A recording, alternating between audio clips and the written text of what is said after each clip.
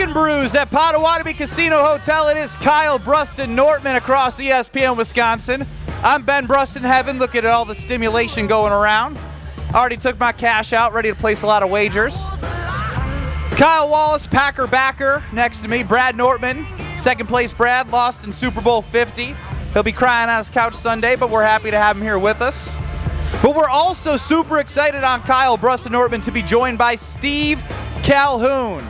Steve runs Armed and Dangerous Football Camp and has worked with Jordan Love over the past 11 years. Steve, welcome into Kyle Bruston Nortman. How are you doing this Friday? I am doing awesome. I appreciate you guys having me on the show. Yeah, thanks for joining. And, where I want to start here is because it was fascinating looking at the website and seeing the deep relationship that you have with Jordan. Where did your connection start in meeting him? Absolutely. Yeah, I actually met Jordan through his high school head coach. His name is Brian Nixon. We had a previous relationship with another quarterback that played for Coach Nixon. His name was Cody Kessler, who was played for USC and got drafted by the Cleveland Browns. So once Coach Nixon, he called me up and said, I got another guy.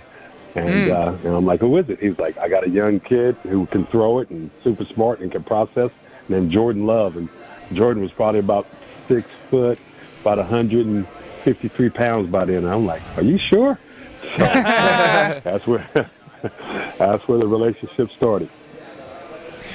When did you know that Jordan Love could not only just be a capable NFL QB, but a starting franchise quarterback for the NFL? It was right before his redshirt freshman year when he was at Utah State. He had came back that offseason, and we were working on some things, and just everything just started to click. He started to fill into his body, and just all the work we had been putting in over the years. He really had a really good grasp of the footwork and the throwing mechanics that I was, been teaching him over all those previous years, and it really just all clicked. And so I knew he was going to be something special. Speaking about him being something special, like with Jordan, the dude just seems unflappable. Like his demeanor on the field, it seemed like it never changed. Whether he doesn't get too high, he doesn't get too low. The emotions are just so even keeled. Like, what the heck ever throws this dude off, man? Have you seen him get overly emotional? Actually, I have. We were playing Topgolf last year, and so he couldn't hit the ball that straight. So, but that's probably about the only time, you'll see him, have his emotions go up and down. But when it comes to football, he's always even keel. He's always want his teammates to look at him and always know that everything's in control. He's in control of the situation, and everything's going to turn out all right. So he's always wants to be that. I'm sorry. Go ahead. I was like, where does that come from? Where does that desire to want to be that even keel guy come from? I just think it, comes from a lot of his upbringing, from his mom and dad. I think when you're a police officer, you have to be able to not, take your emotions too high or low when you're in, pretty intense situations. You want to be that calming voice and be able to kind of calm things down and keep everybody on a level head so it doesn't escalate. So I think, that a lot of it comes from that. Steve Calhoun joining us here on Kyle Bruston Nortman. Steve has been working with quarterbacks and other position players a long time, but Armed and Dangerous Football Camp. Now, Steve, I wish I could sign up and get help from you, but I would be just a thorn in the side. And what I do want to know is when the Packers were 2-5, right, and all things were looking down. I actually was in Vegas for the Raiders game, and those were a couple of interceptions that I know that, took a lot of us is that what we're going to get used to? Is that growing pains? Then the switch flipped. I would say a lot of people point to Pittsburgh. What was said to him by you, or what did you notice when things started to change around that time period last year? Well, I just think Coach LaFleur, and this is just only my opinion, I think Coach LaFleur was trying to protect Jordan in his first year starting, so he really wasn't opening up the playbook. But I think, Jordan had shown, in practices and over, those few games that he can handle any type of the play calling that Coach LaFleur wanted to present to him. And I think, Coach LaFleur just, unleashed him. Said, okay, hey, I'm going to call the offense the way I would call it if Aaron Rodgers was in there, and I'm going to let you make the checks and the perfections and the line calls and just it's yours. So hey, we're going to ride with you. And I think that's, again, in my opinion, that's what I think happened. He just said, okay, we're going to win with you, lose with you, but I'm going to give you the whole playbook, and let's see what happens. And I think the fact that Jordan was able to sit behind Aaron and learn from him for the last, three and a half years, I think, he had matured and developed, and his teammates, I think, saw that. And then, and I think Coach LaForte said, okay, I'm going to give you the keys to the car. I'm not going to tell you how fast to drive it, but just take care of the car. And, it was a Ferrari, baby. That happened. Absolutely.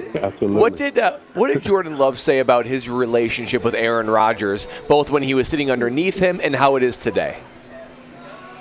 Oh, I mean, he only had nothing but great things to say about Aaron. Even though it wasn't really broadcast out in the media, but he said Aaron was very helpful in his growth, him learning the offense and becoming a professional and just how to handle things. Being in Green Bay, I mean, that's a special place. And he said Aaron was very helpful with him, becoming the quarterback that he is now. And they still have a great relationship, and they still talk to each other, from time to time. And, if Jordan ever has questions, I know he's able to reach out to Aaron, and Aaron, is more than willing to, provide some of the answers and some of his experiences to help Jordan's career, stay as smooth as possible. What's the next step for Jordan? Like, what is the next step that he needs to do, he needs to improve on in order to reach that ultimate ceiling of being that next great quarterback, where I think elite Hall of Fame type quarterback? I really just believe to continue to focus on the fundamentals that we've been working on the last 11 years. He got away from some of that, just throwing off the back foot, throwing off balance. There's times in situations where you need to do that, but it cannot become consistent in your game, because I think some bad things could arise from that. So, I mean, that's my plan this offseason, just to continue to work on those things and make them, become second nature. But I think if he does that, I think you guys are going to have a great quarterback in Green Bay for the next 10, 11 years. Yeah, and you've known Jordan for quite some time, and as we're talking with Steve Calhoun from Armed and Dangerous Football Camp, Jordan Love's QB coach, and been working with him for how long, just so I get it right? 11 years. 11 years. And so what we've noticed is something that I think has been a breath of fresh air to, the organization, is the never getting high and never getting too low, always being humble and even keeled. We asked about his character. Is there something you could tell us that we don't know about Jordan Love? Because, obviously don't give away his deepest, darkest secrets, but, take us inside. I want to get to know him more. Well, you know what? I think Jordan is pretty transparent. I mean, it's what you see, what you get. But I think the confidence that he shows around his teammates that really allow them to buy into, being behind him 100%. And it was really telling this summer. We had what I would call a Green Bay Packer West Coast camp. And so all the quarterbacks, receivers, running backs, they all came out here to California, and we worked out for a week together. And it was really unbelievable to see how supportive they were. And, Aaron Jones was really one of the guys that led the charge, Aaron and Romeo Dobbs, because they were just asking Jordan, how deep they want him to run the routes. Or, Romeo would say, hey, I'm up at 12 here. Do you want me at 11 or do you want me at 13? Like, they really wanted to be specific and kind of tailor to Jordan, where they wanted him to be. And Aaron told me, he goes, Steve, it's not Jordan's job to make our job easier.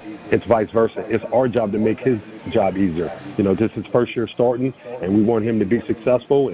But just the confidence and just everybody around him it was really awesome to see how they all came together. So I knew they were going to have a special year. Is Jordan Love the best quarterback you've ever coached? He is. I hate to put you on the spot like that. He is definitely one of the more skilled quarterbacks that I had the opportunity to work with. Definitely. I love that. And so overall now, I'm a Packer backer. I've been a Packer fan since I came out the womb now. And so I don't want to put a lot of pressure on Jordan. I know you coaching him this summer. But You gonna get my boy ready to lead my Packers to a Super Bowl, right? You gonna coach him up for Super Bowl, right? Every day I want you to tell him, Mr. Calhoun, we getting ready for the Super Bowl. This footwork is for the Super Bowl. That arm angle for the Super Bowl. You gonna get him right, right?